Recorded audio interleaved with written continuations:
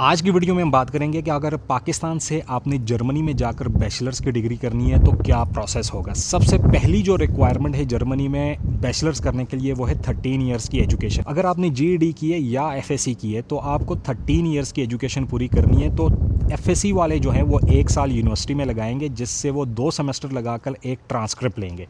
उसके बाद आपने अपनी मैट्रिक और एफएससी की डिग्री को अपने बोर्ड से टेस्ट कराना है, आईबीसीसी से टेस्ट कराना है और उसके बाद मोफा से अटेस्ट कराना है। और इसी तरह आपने अपनी ट्रांसक्रिप्ट को एचईसी और मोफा से अटेस्ट कराना है। उसके बाद सबसे इंपॉर्टेंट बात यह है कि आपने यूनिवर्सिटी सेलेक्ट करनी है। मेरा आपको मशवरा है कि आप 5 से 6 यूनिवर्सिटी सेलेक्ट करो और सबको एडमिशन भेजो।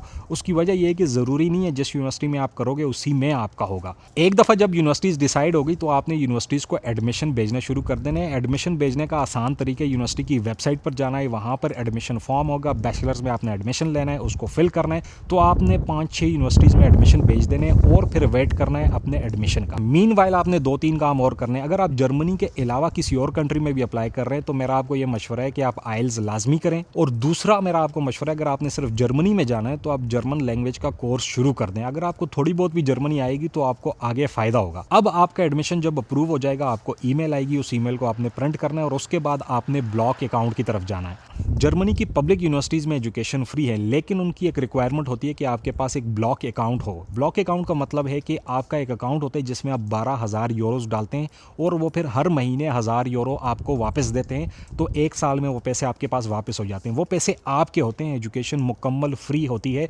इसके बाद भी आप जर्मनी में कुछ स्कॉलरशिप्स पे भी अप्लाई कर सकते हैं, जिसके बारे में हम किसी और दिन बात करेंगे। जब आपकी तमाम रिक्वायरमेंट पूरी हो गई, यानी कि आपके पास एडमिशन फॉर्म आ गया, आपका ब्लॉक अकाउंट बन गया, उसके बाद आपने जाना है इस वेबसाइट पर। यहाँ से वीज़ा एप्लीकेशन फॉर्म को आपने फिल करना है, डाउनलोड करना है और उसके बाद आपने अपने तमाम फाइल जो है वो बनाकर अपॉइंटमेंट लेकर वहाँ पर ये तमाम डॉक्यूमेंट जमा करा देने और कुछ ही दिन में आपका वीज़ा या तो लग जाएगा या रिजेक्ट हो जाएगा। दोनों सूरतों में आपको पासपोर्ट वापस मिल जाएगा।